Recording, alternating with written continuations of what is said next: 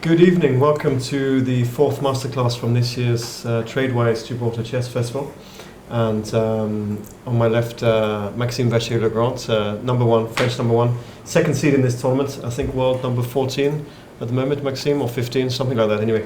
And an elite grandmaster, in other words. So we're very happy that he's agreed to give this masterclass tonight. So Maxime, thank you very much for that. Pleasure. Good evening, everyone. You want to do it in English or French? In English, no? Probably for our audience. English is okay. This is okay, no? So what are you going to show us tonight? Well, I think you had a game already on the screen. I was just going to ask you quickly, this time last year, I know you've been in Gibraltar many times, you played our event, which is great for us. And last year you very nearly won the whole tournament. You played a brilliant event. And the last round you played Nikita Vityugov in round 10. Yeah. And I just remember that the opening of that game was like something that I've never seen in my life. It was an amazing opening. And I wondered if, just before the other game you're going to show us, you could maybe just talk us, if you remember. Yes, of course. Just a little bit of the opening of that game with Nikita, who then went on to win, those of you who came last year probably remember, he went on to beat Nigel Short in the final, didn't he, of that of this last year's tournament. So, Maxime, over to you. Yeah, so I was playing Vityugov with black indeed, and we were both in the lead, along with, I think, Nigel with 7.5 points. And I was not expecting at all Nikita to go here to go for f3, because I knew he had played it sometimes before, but I thought he would choose something maybe safer, because here, if I mean, in general, this leads to extremely sharp games, and for a last decisive game in the morning, you know, generally chess players are not so keen on such fights. And well, I had prepared a little surprise, I have to say, because in fact, you played this in this tournament once, this same variation, correct? Yes, but I played it maybe 5 or 6 times already. Okay. Yeah. With black, it's e6. It looks extremely stupid as a. You know, Maxime, just to interrupt, sorry, but a move I once played as black instead of e6 in that position was knight c6. Yes. I once played knight c6. Yes, but knight c6 is. After e4, e5. Yeah, knight c6 is usual, but I have to say after knight c6. Yeah, you were kind of... Against Chris Ward. I played this as black against Chris Ward in the last round. But you were almost the first, maybe, to play. I think I might have been the first to play knight c6. Yes, yeah. And the point is here, you're getting extremely sharp play. And somehow with this center, the knight on e5 is generally like... I don't Maybe it's a slightly worse same-ish King's Indian, I don't know. Yes, somehow you get your knight back. It's absolutely playable, and it's almost a main line, I would say. Really? Yes, but the main line, of course, being d5. Sure. Yes, and here the point of f3 is that now you don't have knight takes e3, of course, so you have to waste some tempi, and in general it leads to very sharp games, and it's very fashionable at the moment, so there is plenty of theory and complicated variations.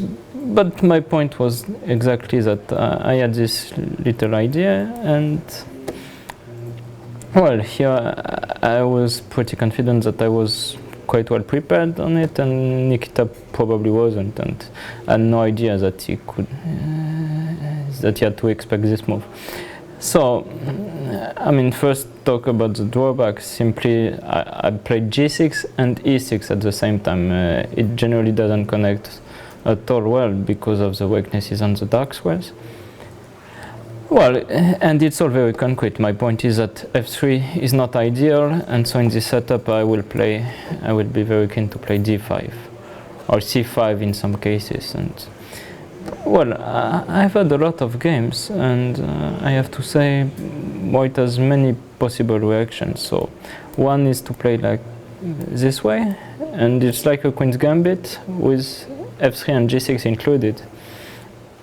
And in general, my point is that here f3 might be a bit premature in most lines, whereas g6, in general, I mean, if we go in steps of queen's gambit, now I can play knight h5, I take, it's not clear it's very accurate, but here, so, well, first of all I have maybe knight f4 here, but I can also have knight g7, bishop f5, which is absolutely typical in this queen's gambit line.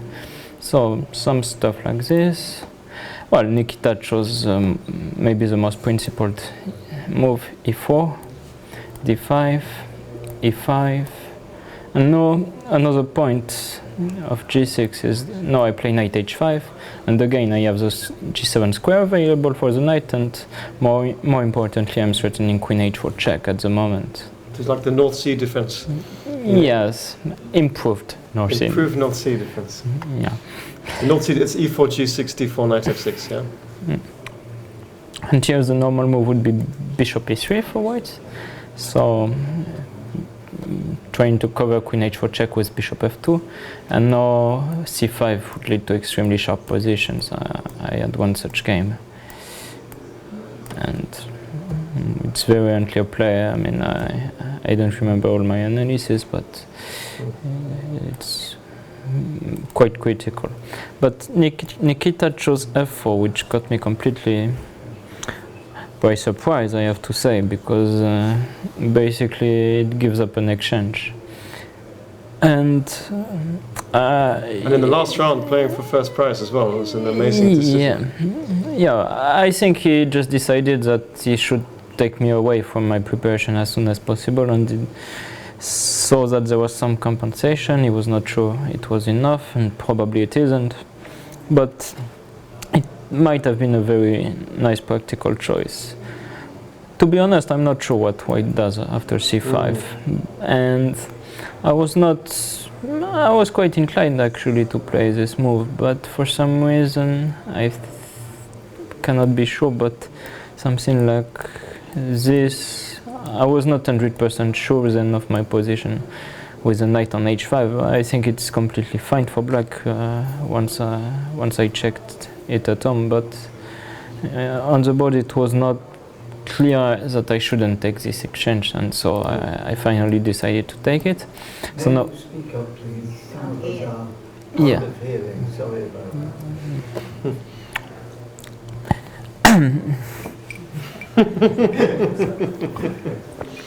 that. Maybe some wine to make you speak.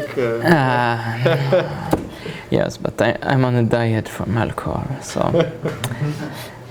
So anyway, so now knight f3 wins the tempi. Yep. And I go to h5. Now, of course, if you just play rook g1, I will just take, and it's a terrible position because I'm already 2 pawns up and absolutely no compensation in sight. So obviously the point was to play like this, queen h1, knight c3. I remember walking around the top boards after 15, 20 minutes and seeing this and thinking, what's going on? This is board one. It's Yeah, actually it might have been almost an hour already. Was it work? What it was? To get to this position. Yeah. Yes, to get to this position.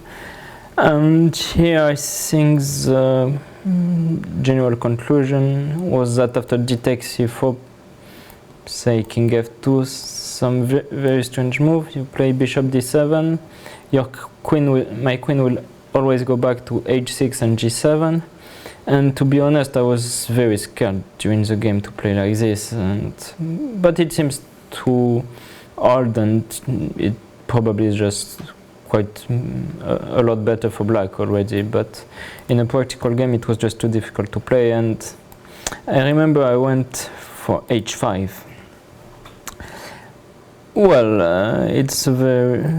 I was just trying to escape my queen, let my queen escape, and somehow it's not so good. So after c takes d5, I think my point was to play h4, and it shouldn't have worked. But I was checking some amazing lines during the game, but it's not sure that I will remember. Yes, it was like this, I think. Knight e4, pawn takes d5. Knight f2, yeah? Yeah, knight f2. I gave up my queen, exactly. Knight h1, rook h1. Wow. And the point was that I threatened g2. And if queen e2, I think bishop h3, because if queen b5 check, simply knight d7, and I will get some material back. And so I think it was going like this. I'm not really sure about all this stuff, but I think my general conclusion was that here I should be quite fine. And obviously there was a hole, and I think it was maybe g4 after which I might have some troubles.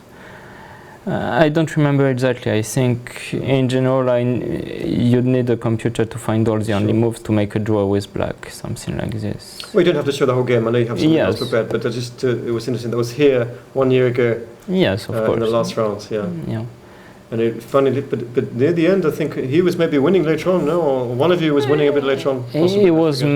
much better, maybe, but then I was actually winning at some point. Perpetual check at the end, wasn't there? Yes, I allowed one unfortunate check that I completely missed, Right. after which it was a That draw. was a draw, yeah.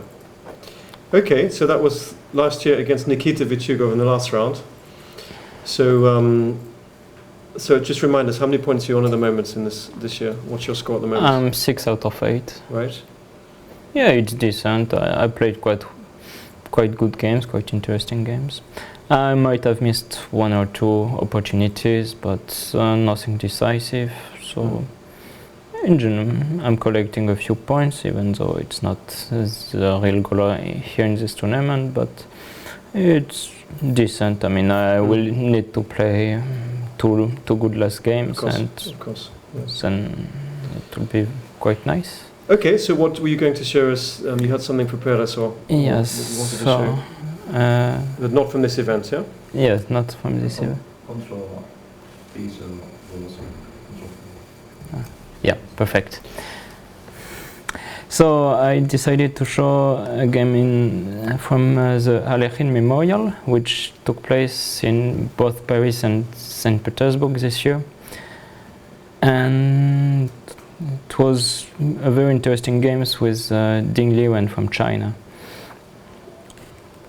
So the opening is a Caro-Kann, and I was playing at the time on a regular basis this advanced variation. And h4 might seem a bit odd at the first sight, but the main point is simply that black wants to play e6, of course.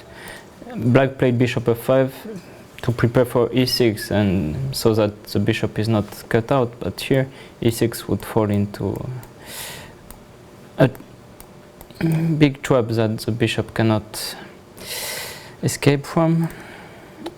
And well, the main line might be h5, but here also it's a bit of a committal move. You leave the g5 square. Also, quite often white can play knight e2, knight g3 with connected with bishop e2 to attack the pawn on h5. So Ding Liwen chose a more cautious approach. And after g4, to be honest, I expected bishop d7 back. And here, well, it's a very interesting position. White can play h5, say, and just to take a lot of space on the king side and up toward the center. Like this, more or less, and it's a very complicated position, and in general, black should be doing quite okay. But Ding Liwen chose another approach that is more concrete, I would say, and gives a lot to think about from the very beginning. So the main drawback of this bishop e4, bishop h7, because the bishop actually stands very well on h7 at the moment, attacking, I mean, much more active than from d7, but you allow e6, which is a typical pawn sacrifice, and the main point is you're playing against the bishop on f8. Say you take on e6, then I will play bishop d3, exchange the light squared bishop. So, for instance, knight f6, bishop h7. Here I'm not sure which piece should take back. Let's say knight, the knight, and then you play queen d3. And black just cannot find a way out with this bishop f8, and I already threatened queen g6 check, which may be quite unpleasant. So it's not at all easy to know what to do. So here, of course, the most obvious move is to get uncastled, and the point is black wants to play e5, and white has no piece out already to create some problems on the black king. So in general, the king, even if uncastled, is doing quite okay. You will play some more, develop all your pieces on the king side with knight f6. Pawn will move, pawn will move, bishop e7, rook e8. Is this a theoretical line, Maxime? Yes, absolutely. Yeah. Yeah. And f4. Looks like white just keeps moving pawns. He doesn't. Yes, but here it's very important that you play f4 to avoid the c5. And also you let the knight out with knight f3, knight e5. Well, it's a very complicated position. I remember Sutovsky, I think, played one such game. I think he was white, but maybe he was black. But I think he was white. I'm not sure. It was a tournament in Amsterdam. And in general, it leads to quite sharp play. But Ding Liren decided to try to improve with a novelty, knight f6. So he leaves things hanging with his pawn on e6. And I thought probably he wants to play queen d6 after I play some random move. For instance, if I play knight e3, queen d6, he gets an absolutely favorable version from the last line that I showed. For instance, here he wins the pawn already with queen e6, followed by knight takes g4. And in general, f4 immediately would already be quite committal. I'm not exactly sure why, but say for instance queen c8 is an option already with some initiative on the pawn on g4. I'm not 100% sure that this is accurate, but anyway, f4 doesn't feel right now. Maybe black will manage somehow to put pressure already with the c4 square available, and so on. But I had checked this knight f6 at home, and then I came up with an interesting idea that the computer doesn't understand at first. So the first step is of course to prevent queen d6, which is black's best bet in the position in general. So I just played bishop f4, so no more queen d6. Of course, queen c8 would be a bit early already in this position.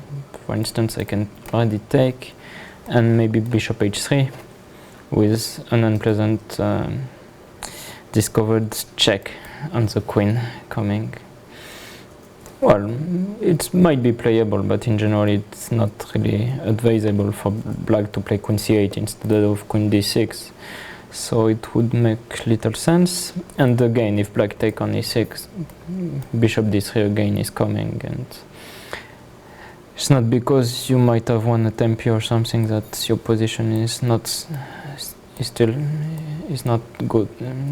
Simply I can even play c3 maybe, or queen d3. In general, if black cannot play e5, then the bishop on f8 is always a problem that is not really solvable at the moment. But anyway, Ding Liren chose queen b6, which is of course the main test. So you're attacking the pawn on b2, and say I play b3, then black will answer with c5, attacking the pawn on e6. And after taking on f7, already I have some problems to take into account. So did you say there was some preparation? This was some preparation of yours? Yes. Yeah. And after I take on c5, for instance, already black's pieces are completely out. Knight c6 and d5 is coming, and again I have nothing to show for except for the encastled king. But with no pieces out, it makes little sense. But I had seen this idea, so I give up the pawn on b2, and the main point is to prevent c5 because of bishop b5 check. So queen takes b2 was played, and here it attacks both the pawn on c2 and the knight on c3, so obviously what should my answer be? King d2.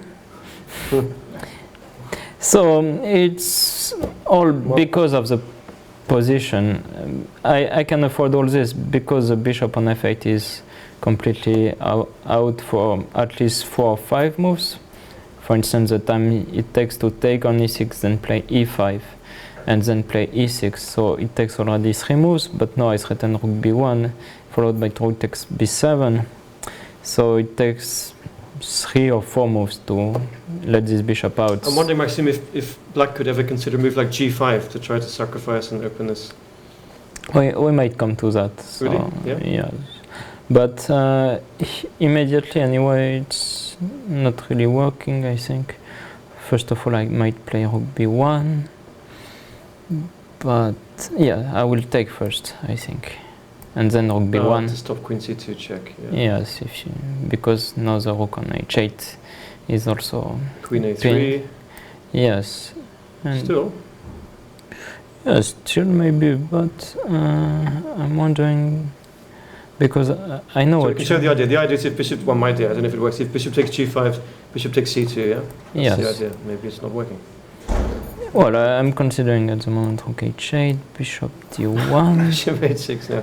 Yeah, but maybe like this it's not really working for white. I don't know, because maybe it's too much. But in general, I have a lot of promising options to show for.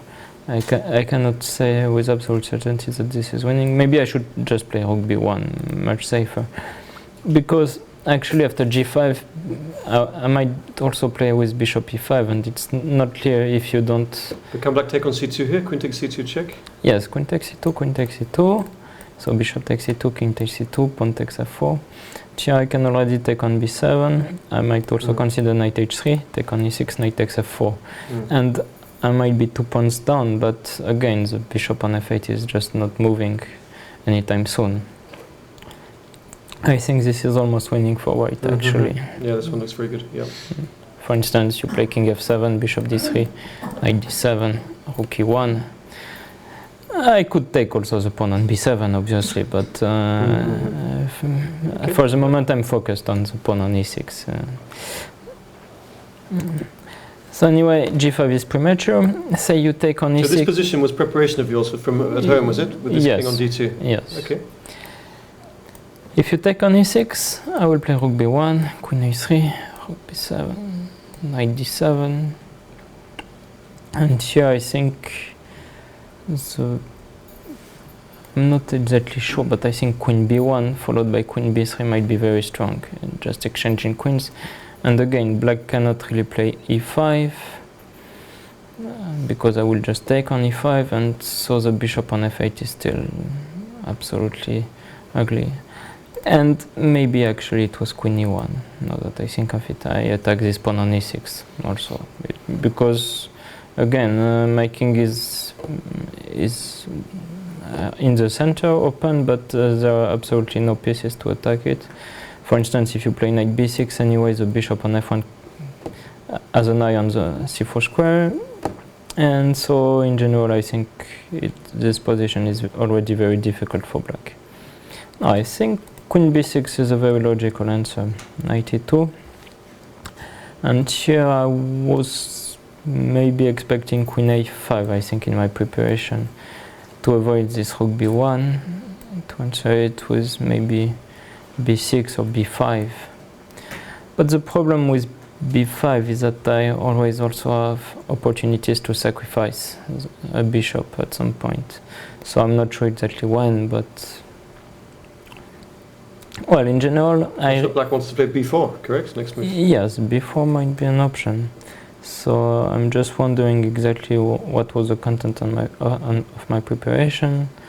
But in general, all I can say is that for sure white was much better in the end, in most of the lines, simply because it's so difficult to play in practical game. So here you have to find an answer against rook b1, and Dingleman showed the... So in general, just to explain to also people watching, in general you want to keep the pawn on e6, the white pawn, you don't want to take on f7 with check. Never. You leave the pawn on e6 and let Yes. black take, of course. Yes, I let black take, and... Even if it's 2 pawns sacrificed, it doesn't matter. Yes, really the main priority at the moment is to keep the bishop f8 out of the game. If I can do that for enough time, then simply I'm a piece up, so more or less. So in general, I might get a very strong initiative in the center. Meanwhile, black needs to lose a few time to finally get the bishop out, and it might prove decisive. This game, it's a completely different position, but it reminds me of some games of Julian Hodgson when the Trompowski where he allows queen Ah, b6 takes b2 and just plays just ignores Yes. it completely, you know. And Yes, no. Yeah, it's not a typical, an atypical sacrifice. I mean, this pawn on b2. Maybe what's atypical is the king march to d2. But again, if black has no piece to attack the king, then it doesn't really matter. So a6 was played, rook b1, queen a7. And this I didn't expect, because the queen on a7 might look a bit shut out, but at least it keeps an eye on d4, which means my knight on e2 is also not really moving at the moment. And so also it got me out of my preparation. So here I was not exactly sure. Bishop h3 looks very promising, but here maybe your idea of g5 was actually worth considering, because now the bishop on h3 is shut out, and say I take on everything on g5, then you take on e6, somehow the bishop f8 has already somewhere to breathe, and it's not 100% sure that this bishop on h3 is doing so much good to white's position, because it's a bit shut out also at the moment. Of course I keep some compensation. Also I have to admit that with the bishop on h3 I was always a bit worried about this maneuver from the knight to d7, then b6 and c4. The bishop on f1 was very good in that effect, that it was covering the c4 square, but here it is simply not. I think... I was going to ask, should white be playing g5 in this kind of position? Yes, g5 was also a very interesting option. But after knight h5, bishop e5, first of all I was not completely sure about bishop f5. Maybe black was getting the pawn back in a better way. That was not so committal. Maybe with bishop h3 I keep a strong initiative, but I was not 100% sure during the game, and after pawn takes e6 and knight d7 coming, the bishop on e5 might be a bit weak. Well, here at least I have bishop g4 actually, if I have to be honest. So g5 I think was a recommended option by the computer, but I liked what I was going for with knight a4. Here, to be honest, I didn't expect at all Dingley's answer. So I was considering two options for black, all involving material sacrifice. So first of all, pawn takes e6. So, well, I'm happy that I have forced this move, but anyway, black had to do it sooner or later to try to get out. And here, the main point is that after knight b6 I would be threatening knight c8, winning the poor queen. But with pawn takes e6 you get knight bd7 available, and with decent compensation for the exchange. But of course I have an improved version with knight c5, b6 for instance, or b5, I don't know. b5 would actually transpose more or less to a possibility in the game, but b6 looks safer. At the moment, knight c6, king f7, and here knight c7. So I'm winning this exchange on a8, and if black tries to be clever with e5, some intermezzo, then I take with the d pawn, and I get this discovered check, which is quite a bad news, frankly. So knight bd7, of course, has to be played, knight a8, queen a8, and well, here actually it's not clear that the black pawn shouldn't be on b5 to get knight b6, knight c4, but again, with the bishop on f1 I'm pretty confident that there will be no real bad news for white. And I just thought I'm an exchange up. It's only one pawn, he only has one pawn, doesn't he? Yes, only one pawn, and also I have still a strong grip on the a5 square. So normally speaking I should be better, but of course black has some compensation to show for. And the move I was most worried about is a piece sacrifice. Wow. Knight bd7. Oh, sorry. Really? Yeah. Knight bd7. And basically I was worried, especially because it was taking me completely out of my game plan. I mean, my game plan was to play against the bishop on f8, but here I simply have to take this piece. And after knight takes d7, no, black has absolutely a free play. And I was not 100% sure what I should do in this situation. I thought maybe it would be good not to bring my king back to some more safety. And later you can castle. Yeah, it doesn't exactly work like this, but actually my plan was to play with king f2 after that. But after c5, black gets some central pawn swirling, sure. And I have to lose time. I have to lose a lot of time with my king to somehow get out. And I still think it was the best option for black. For instance, to play like this. Now I get my king, I don't know, to g3 or g2. Let's say g2, let's not be too creative. And then knight d3 is coming. I think I should be consolidating the piece up, but I think black has also very good compensation with this strong center. Yep. So it's only very slight plus for white, and also very complicated to adapt to this situation. Is that the best plan for white, to bring your king over after that sacrifice, you think? King e1, f2? I'm not 100% sure. It's a very sharp position, so maybe I shouldn't be losing so many tempi, but in general, black's plan is very easy, so e6, b5, e6, and c5. Yeah. And if I meet this plan with my king still on d2, I might have a few things to worry about, with the c file being opened and also this diagonal. So the king on g2 sounds like the most reasonable option already. Well, it's hard to say, but it's... Maybe psychologically it's a hard move to play knight b8 to d7, just putting a knight on pre. I'm pretty sure that Dean Lewin considered it, because... But he did or he didn't? He did. He did, yeah? Yeah, he did. Because... But somehow, yes, it was too hard to make a move to make, because you're admitting that you're just worse. But in a practical game, I think he should have played it. Say 99% sure he should have played it. And okay, interesting. Yes, you're getting counterplay. I mean, no, I can see it, but yeah. You're getting e5, e4 at some point, maybe some play on the c file, so my knight will be coming to d3, but then e5, e4 is coming with some attack. Sometimes moves, I'm sure you have this, Maxime, yes, I have. Sometimes moves are hard to play. If they look ugly or they look physically, it's hard to make your hand play them, even if your brain says probably it's a good move, you know, or a reasonable move. Yes, maybe. It looks ridiculous to put the knight there, but okay. Yeah, actually. Now I can understand your reason. Now I see that it's maybe... Yeah, no, of course, but you also say it because you saw the position for 10 seconds and you're thinking, okay, this is the last resort idea. But when I was... During the game, I was considering this move for maybe this position for maybe 15 minutes. I was saying that already knight bd7 might simply be the only move also. Right, yeah.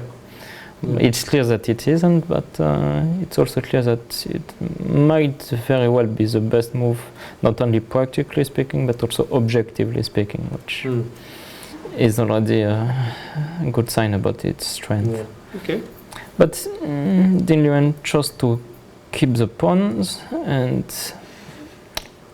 actually to try something creative. G8, that's an amazing move. Yeah, that's absolutely like amazing. Or Bronstein or one of these guys, yeah, Poreka Bronstein. Yeah.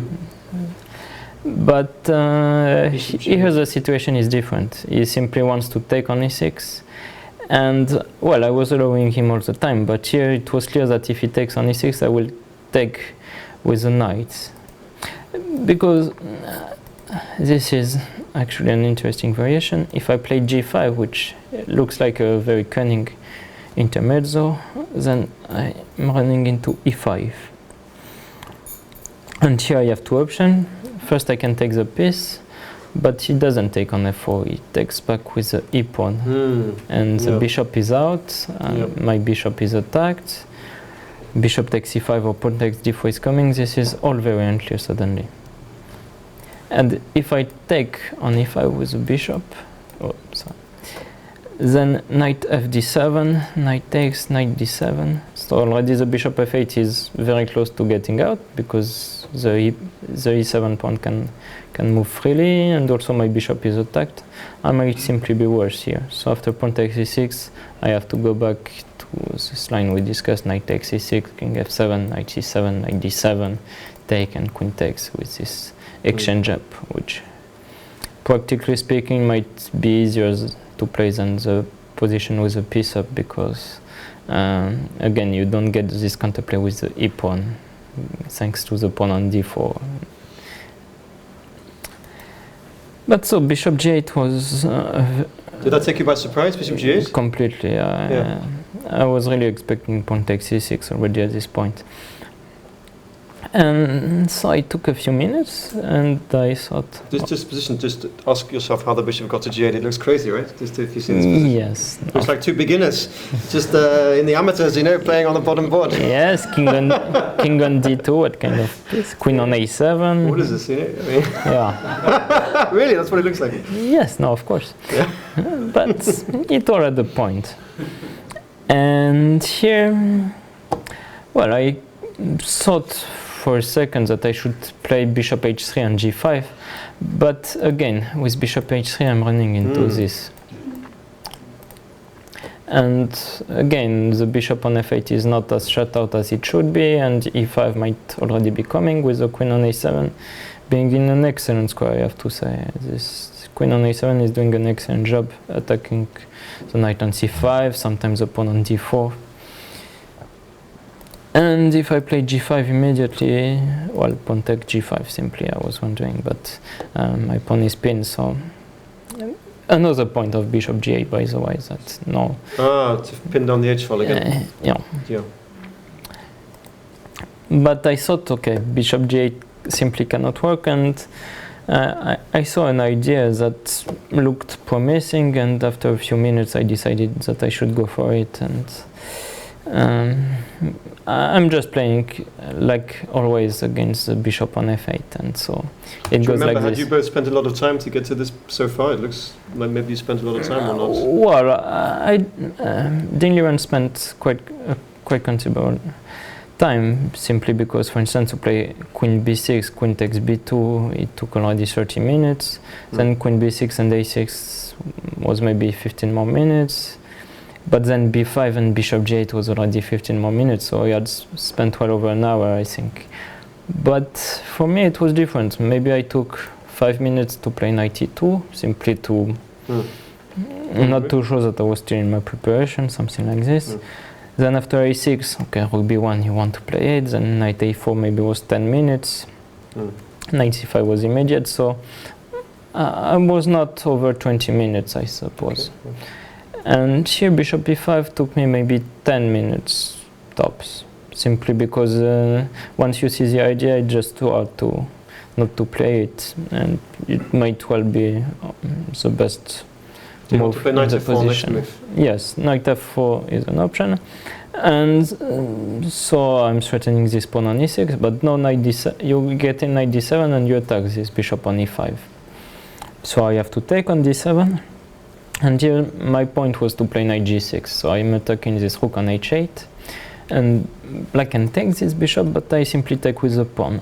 And now this combination of pieces proves deadly to black's bishop, which is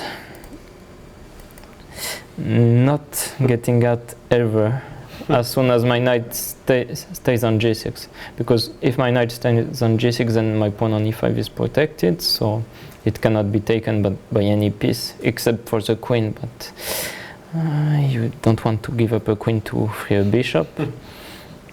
And well, the pawn on g7 also is not moving, and the collateral damage will be this rook on h8, and it might be more than collateral damage, because it might even be much more important already. And with this bishop on f8 not moving, the rook on h8 is also not moving. So I'm 2 pawns down, but actually I'm 2 pieces up. That was my reasoning during the game. So this is the game, yeah? This was the position of the game, yeah. Did he have to take back on d7 with the knight, just to go back, just very quickly? Yeah, well, anyway, I will play knight g6 next Oh, move. that's the same. Yes, so you might as well take at least the bishop on e5, which looks a bit too good. And here, actually, I was considering some crazy move, because simply if I manage to play h5, then the rook on h8 is effectively shut out. But I think after knight h8, queen d4 check, bishop d3, I was not seeing any counterplay for black to show for after queen g1. And once you exchange queens, well, I think doom is coming. So rook h7 was absolutely forced, I suppose.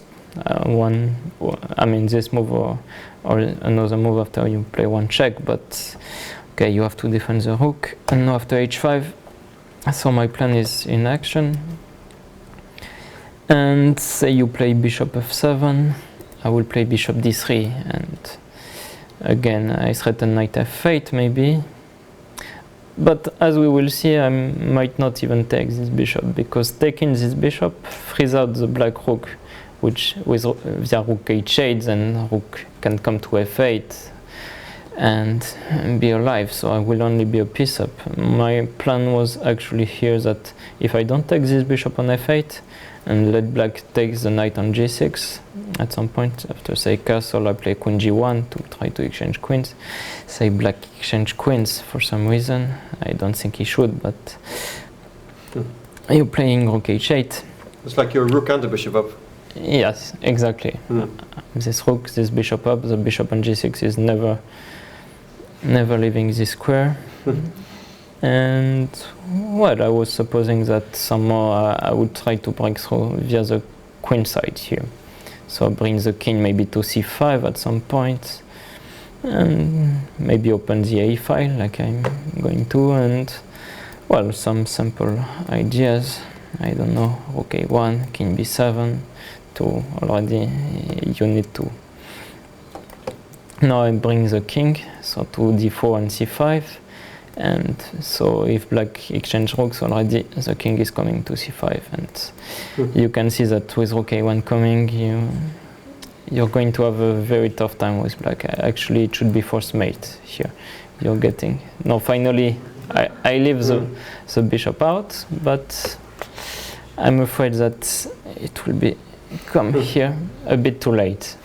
So this is just a simple variation, but it was already my game plan at the moment. I mean, a rook and bishop up, and nothing else to think about. And so I remember, for instance, commentators were always considering this bishop d3 idea to get an exchange back, maybe via knight takes f8. But of course, with this, after c5, for instance, I can play bishop d3, and I'm winning material back. But the problem is, here I'm an exchange up, but black has 2 pawns. He has excellent center, suddenly excellent pieces to show for. This one looks unclear. Looks very unclear. Yeah, actually, I think black is already better, but it's to show that here really material should be the last of my problems at the moment. I mean, if I need to give a third pawn or something to keep black's pieces out, I should do it very without thinking, simply. So here I just saw that after c5 my king is absolutely in no danger of being checked, and so I played f4 with the idea to bring my queen to f3, which the queen stands excellent on f3, because simply, well, it protects the pawn on f4. It's also preparing maybe some queen a3 jump in the future. So here again, if black takes on g6, well, it's the same idea, except that it's a pawn on g6. But anyway, black will never, rook will never get out, because I will play bishop e2, and then my rook on h1 can move freely, because after h5, g takes h5, the bishop on e2 will do the protecting job. And same idea, I will play a4, one move or another, and just win the game simply like this. I mean, once I managed to open the queen sign, then basically my material advantage, if I may speak like this, shows up. I mean, so these two pieces up effectively that I have will absolutely prove decisive. So Diniran decided to castle, and I think that he already had in mind the idea at some point to bring his bishop in play via e8 square.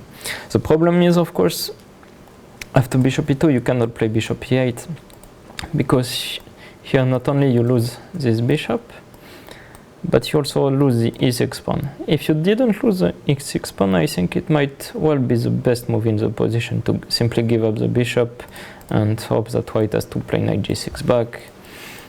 And well, it should be lost, but at least you're getting some chances to consolidate, I don't know, via c4, and your rooks are already in play.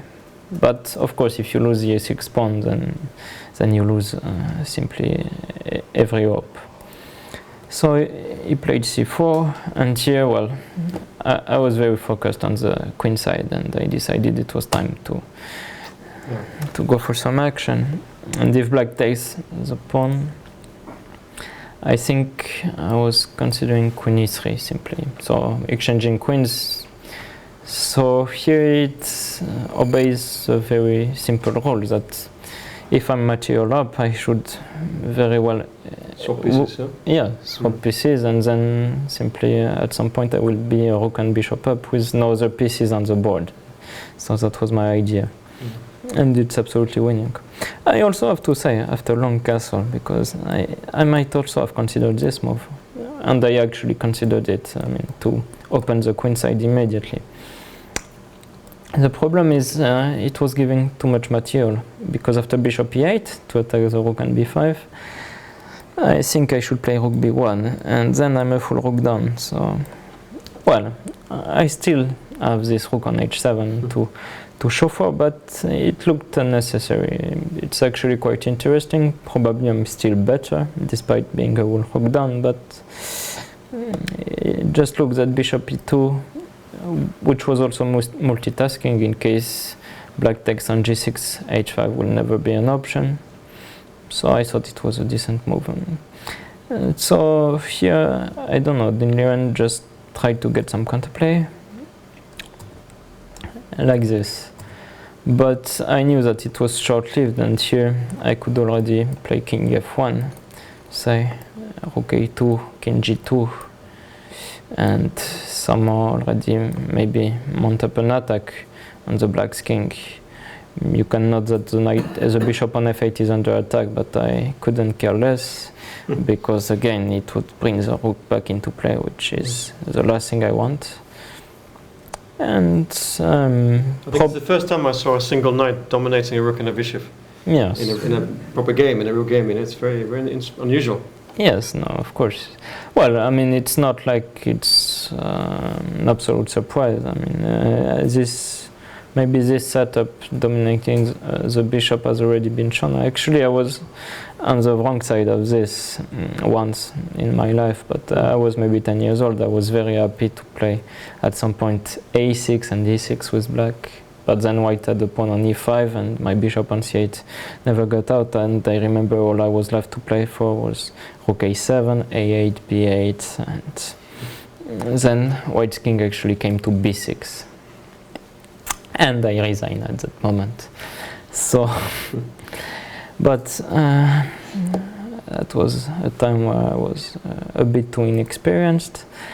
So here king f1 already was looking extremely strong, but I saw a forced line to swap queens, and here I simply want to swap queens because it's the last remaining shade of black activity simply. So I thought, why not simply? So c3, queen d2, king f2. Here if black plays queen d3, finally to attack this knight on g6, my point was to play queen e3. So again, not taking the bishop on f8, but I won't mention it too often. So, and if bishop g6, then queen c5. I know it's forced mate. Yeah, queen b6, king d7, queen b5 check, king d8, queen b8 check, and black's king is not getting out of this. And so rook c2 was played, and now, well, I can simply exchange queens. I mean, I give up this pawn on c3, but it's absolutely clear that now, with the queens out, making on d4 stands excellent, which was another reason I played this. No, I simply threatened king c5, and, well, for instance, say you take on g6. No, it will be the same ideas as I showed previously. So, for instance, well, obviously, no, you could actually get out some way. I mean, the rook would get out, the bishop would be still far away from getting out, but more importantly, the black's king will not get out of this with rook b8 and rook b7 coming. It's a forced mate, simply. And so, well, I mean, here's the most important things have been said. I mean, simply there's no defense. Dingliren chose king c6 maybe to prevent king c5. Here actually, no, this would have been strong thanks to rook b8. And now rook b1 is the next move, and black is absolutely helpless. But aesthetically, you don't want to take that bishop d. It's been there for the whole game. Yeah, I simply had left it out of my mind. I mean, if I had even considered knight takes f8, I would probably have played it because it just wins on the spot.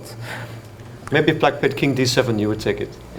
Yes, maybe. Maybe, but I simply didn't consider it. I mean, it was already not on my list of candidate moves for such a long time, and it had no reason to go.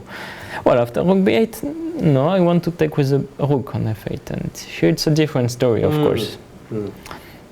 So black has to take, and now, okay, the nice final touch was rook b1. Now I give up this bishop because anyway, again, the king on c7 is not getting out of this. So, and again, the bishop on f8 normally should be attacking the c5 square, but it happens it's not. And so, well, Dingliren played rook d2, and now I got back. So if king c5, it's mate, and if king c7, king d4 again, and same idea as always. And well, you can stay, but to cover for the mate, but then the pawn on e6 also is falling, and you're still 2 pieces down. So.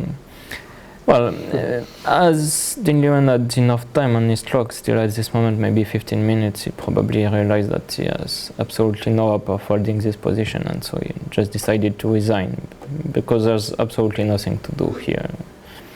I mean, you're 2 pawns up, and I think actually at some low depth, the computer still shows that this position should be considered as equal, but of course, if you think about it yourself, and the computer will agree at some point, maybe depth 22 here already, then it's clear that there's absolutely no defense with 2 pieces down. I mean, why even try? Maxime, brilliant game. Thank you very, very much. Fantastic.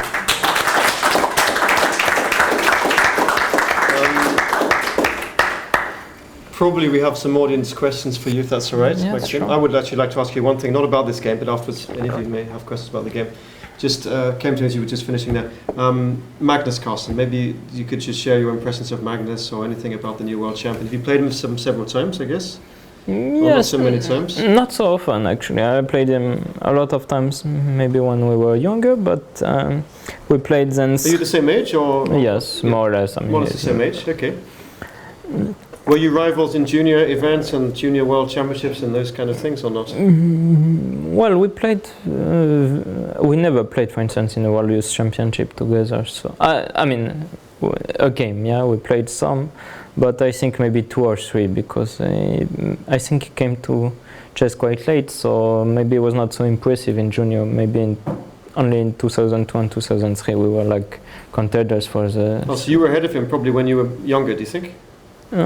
Maybe like 2000, 2001, yes. Yeah, okay. I was ahead probably, but then he grew up pretty fast. And well, he's a very impressive player simply because he very rarely makes mistakes. And very rarely makes mistakes, yeah. Yes, and all his game is based on that simply because he can afford to push more in positions where you shouldn't push too much, because at some point if you push too much then you will make a big mistake and you will suddenly lose the game. But as he is very confident in his skills and doesn't make such kind of mistakes, then he can afford to push and set more problems than any other. Do you think that, is there any special reason, why is it, what is it about it, maybe no one knows apart from him, I don't know, but what is it about it that he doesn't make those kind of mistakes that other very strong players sometimes do? Well, he's just stronger, I don't know. A bit stronger, yeah. I mean, that's all there is. At least that's the best explanation I could come up with. But, well, I'm not exactly sure that I completely understand the point of his game.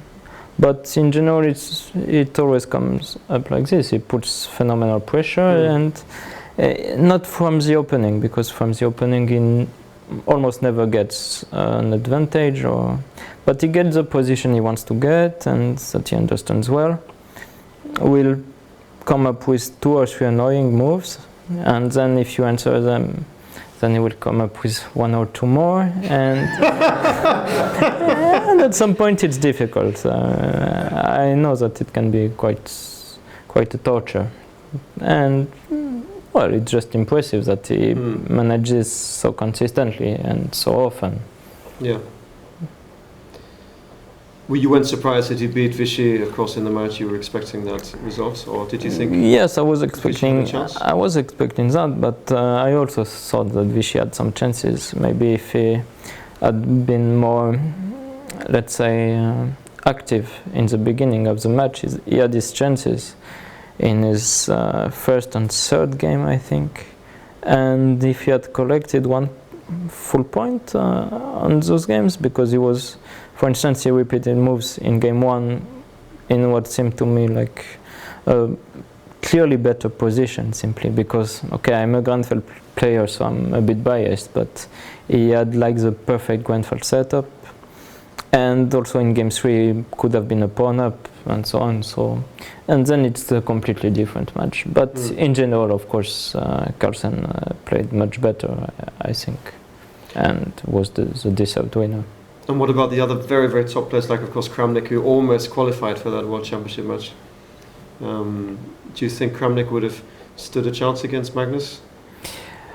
Well, I don't know. Of course, it would have been a very, very interesting match to follow, and maybe there will be. I don't know. I mean, who will qualify from the candidates? But Kramnik is like a serious contender. Here in, I don't remember. In Khanty-Mansiysk. So, well, I mean, all 8 players who will be in the candidates in Khanty-Mansiysk will be contenders, but I think, of course, you have to watch out for Kramnik more than anyone else, because simply he was the one who could put up with Carlsen in the candidates in London. And did you have a chance to follow Zurich? Of course, it's been going on the same dates as us the last 5 days. Were you able to see any games, or have you just been focusing on Gibraltar? I saw a couple of games, but I very quickly went through them, so I cannot say a lot about all this, but yes, Carlsen has been playing some Carlsen style. Yeah, his game against Caruana, for instance, was amazing, because he plays something that is absolutely, looks absolutely harmless, and then he puts up one question, 2 questions, and then I think already the second question was already the one too much, and then he's already much better out of nowhere. Very impressive, huh? Yes. Do we have any questions for Maxime from the audience here tonight? In this line, you play h4. Don't you feel that the whole setup is very strategically demanding? Because if your king was in d2 and you make one small mistake, suddenly you're really lost. Well, here in this special position, after I get the king on d2, already I was very confident in my chances, simply because I had analyzed that term. And well, the computer doesn't agree at first; he gives some -1, but then already at some serious depths, he already shows up that white should be better, in the end. But in general, all this line is extremely complex, indeed, for both sides, and maybe even with h5 as an answer against h4, it's even more complicated to play it with white, because simply it's such a mess and you keep all the pieces on the board. But it's also a very interesting position to play through, and I've had a lot of interesting games in this line. I was going to ask you also, when you said about that this was preparation, whether you, of course you work hard at chess, you must do, but whether you work with other top French players like Fressinet, Bacreux, or the others, or whether you do a lot of work on your own mostly, or how does it work with the top French players? Do they work together, or each person works for himself? Well, mostly not. We share sometimes some ideas, but mostly we do our own work, of course. Well, not of course, I mean, I didn't... Yeah, not of because course. you're rivals, or why is that? No, because simply, okay, it's the life of a professional chess player. I mean, you have to come up with your own ideas, simply. Okay. Well, I mean, it's not the case for everyone, maybe, but... So you don't have a regular coach or training partner that you sort of work with frequently? No, I do, but simply, I mean, it's coaches, yeah? It's what coaches stand for. And, okay, you are not getting a coach as... you know, the first three French players will not be coaches, yeah? I mean, to each other, right? So you have yeah, I mean, we won't be coaches anyway. I mean, we might work as seconds, but we're not going to be a regular coach. I mean, we have to play the game. Right. But you don't have a coach or second at this event, do you? In Gibraltar, no. I mean, not in Gibraltar, yeah. Questions? Yeah, please, Ashley. Yes, yeah. This E6 in the that Grunfeld thing, was this like your own idea, or was it like from the computer, or? With the game with Vichigov from last year. Yeah. Well, it was originally my idea, but then I checked, of course, with the computer, because it's much easier nowadays to check the viability of a line. But it was absolutely my idea, and then I somehow made it work, because the computer doesn't really agree at the beginning. Oh, was that the first time you played it against Vichigov, that E6? Or? Yes. Oh. And had you prepared it the night before? One of the things you'd looked at the night before? Actually, the morning before. I mean, the same morning? Yeah, the same morning. Really? Because we start 11 o'clock, so... Yes, but you always have to check some lines, because otherwise, if I check something the night before, I'm very likely to forget about it. But okay. But in general, I always check a couple of lines the morning before. I mean, a few minutes before the game starts. Right. But of course, I knew anyway a lot of things here, and I didn't check it so much the morning, because simply I didn't expect f3 at all. Another question, I think, Raj, yeah, and then I'll come back to you, Raj, yeah. I was wondering why Grandmaster didn't resign much earlier, because if you were rook and a piece down, you would resign. But here, what opportunities did he see that kept him playing for so many moves? Why didn't he resign earlier? That's the question. Yeah. He must have seen something, some opportunity. I couldn't see any. Well, it depends, because to be honest, I mean, if I had been black, I would probably have considered resigning as soon as, say, I open this file, and let's say at the moment I exchange queens, because here it's the end of the counterplay. But of course, you're still 2 pawns up. You might as well ask white to show how he wins, because okay, it's still 2 pawns up, and maybe, you know, maybe some generous guy will just take the bishop on f8, and then you only a piece down, and so on. So there are still some practical chances. I mean, very little, obviously, but it's not like it's an absolute certainty. It was an absolute certainty to me during the game, simply because I knew what I was doing, and I knew that my game plan was absolutely working. But okay, you might as well play a couple more moves, of course. And then at the end, of course, you can already resign because simply it's going to be made very soon. So he didn't have a plan. He just thought, well, I'll play on and see if you make a mistake, really. But there wasn't any sort of concrete strategic plan that you can see for black that might be worth trying. Well, I mean, here after the exchange of queens, it's clear that you are never getting out. So, yeah, I don't see what you can hope for. I don't see a plan for him either. So. Yes, but okay, it's always hard to resign when you're 2 pawns up. I mean, unless you're getting mate on the spot. It's psychological. And is this all this preparation and hard work you've done on this line? Is that now finished because it's now published and everyone knows about it and it's in the databases? Well, I didn't publish all of my analysis, but This was unpublished analysis tonight. well, to be honest, I mean, I didn't show everything, every single line, but in general, it's mostly over because I think that simply it's not good for black, and so people know already. So, and even if it was good, it's too dangerous in a practical game, maybe. So, I doubt that many players will venture on these lines, especially after bishop f4, knight c3, king d2. I mean, unless you come up with a brilliant idea. Another question we had, I think, yes? Yes, well, when I was young, it was just one international master for France, Albert High, and suddenly there is a lot of really good French players. Do you have an explanation for this? Well, I was not really born, I think, when chess started to go big, I think, in France, because, for instance, I think first Grandmaster was before I was born. It was 1987, I think, Bashar Quatli. I might be wrong, but around this date. And I think simply it's, I mean, it just kind of went like this. So you get your first international masters and somehow the competition gets tougher. And then another decisive factor was Joël Lautier winning the World Junior Championship in 1989 or something. I'm not sure. Yeah, in Adelaide. I'm not exactly. You also won that event, of course. Yes. 20 years later. Yeah, 20 years later.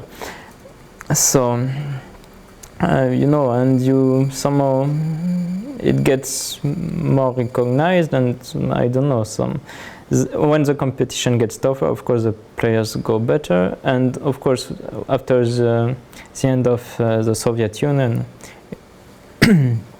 some grandmasters from Soviet Union went to France. And so, for instance, Josef Dorfman, Andrei Sokolov, and so on. And then the competition gets tougher, but also you also get very good trainers like this, very good coaches like Josef is. And obviously then, as soon as we got Etienne, for instance, then suddenly it was already developing so fast. I mean, I think the number of players, I don't know, maybe went from probably 5,000, I'm not exactly sure, to 50,000 and now 60 or 70,000. So obviously you can expect that you're getting stronger players every time. And well, it's clear that France is now one of the leading nations, but okay, we still have some work ahead to be really amongst the top, because, for instance, Russia and Ukraine are still quite ahead.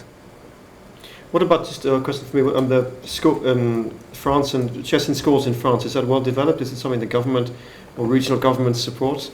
Is that a part of the success story in France? Well, it's been already implemented for a lot of time, and now I think it's getting bigger and bigger, this chess in schools, I have to admit. Because, well, for instance, when I was a student, there was no chess in my school, but I think now it's almost generalized. I mean, I'm not sure about the numbers, but maybe 500,000 pupils learning chess. I mean, I'm not sure, maybe I'm exaggerating a bit, but it's What you mean as part of the getting curriculum, on the curriculum, or something extra like chess club or chess? Yeah, but something extra, but that you get anyway. I mean, but it's like some extra activities that you can get, and a lot of schools choose chess. Choose chess, right? Yes. Okay. Yeah, interesting. Any other questions, Leonard? Yeah. Yeah. Maxime, you are a professional chess player. You make your living by playing chess, by winning games. And such a game against Ding Liren, does it give you more motivation to work harder on your chess, or is it just another day at the office? Well, you always have to. You always like to come up with some original ideas because, okay, before being a chess professional, I'm a chess player, and so I enjoy chess thoroughly. And every time I see a nice idea or a nice study, I'm always excited about it, and that's why I also like this idea with Vachier-Lagrave that I could manage to find what's basically a novelty on move 3, and this is always a pleasant thing to do. Compared, for instance, you have to play a whole line that's already been played out, and it ends up in a draw, but you go for it anyway because it's part of your opening systems, and you have nothing to show for in the game. So of course such games are much more pleasant to play, but you will always play more dull games than games like this one. So Can you describe your emotion during such a game? Do you feel more tense, your heartbeat get up, or? I'm not sure about that. I mean, I would say that of course it is much more demanding than playing something at home, but at the same time here I knew more or less what I was doing, so it was not as tough as it looks. But of course, if you get some really sharp stuff like I got with Vachier-Lagrave here, it's extremely stressful, especially for a decisive game. Any final questions from the audience, sir? Yeah, there was an earlier game you were famous for against Morozevich where you had a rook on h7 and there was a white pawn on g6, sort of similar to this, but you were black, and you won that by the rook after being entree to the pawn for a long time, actually coming out and winning the game. And you mentioned in this game that actually the computer had an evaluation of close to 0 at a point where you're actually winning. Do you think you have some sort of special appreciation of trap pieces or some aesthetic understanding of these kind of things? And you played several of these games, which is quite amazing. Well, to be honest, against Morozevich I was completely lost. But I think I put this rook emprise simply to give a square for my king on h8. And so the difference, I think, was, well, first of all, I had no such early bishop on f8. I don't remember, but at least I had no pawn on e7. I remember I had pawn on g7, h6, rook on h7, king on h8. And that was it. And also I had a piece up at the moment, which means that if I lose a rook, then I'm only an exchange done. I mean, compared to this game, it's an exchange against two rooks, two pieces, I mean. So it's much easier. Also, here I managed to keep queen on the board, get some counterplay with a passed pawn. So, well, I shouldn't have won that game, to be honest, but it was, I mean, I had much more play on than in this game. Do you think you'll ever get tired of chess? I mean, some people are speculating. I mean, of course, we don't know that Magnus, of course, is, well, yourself as well, becoming such great players so young that maybe, for example, I've read people saying, well, but Magnus, when he's 40, he will have given up chess by then, or even before, he would go and do something else. Do you think you'll ever get, it may not be true, do you think you'll ever get tired of chess, for example, when you're 30, 35, and try and do something else? Well, it's hard to predict, but at the moment I'm solely enjoying what I'm doing. So, I mean, it's a very nice life, you know. You travel, you can have a very late wake up and so on. Some pleasures of life, you know.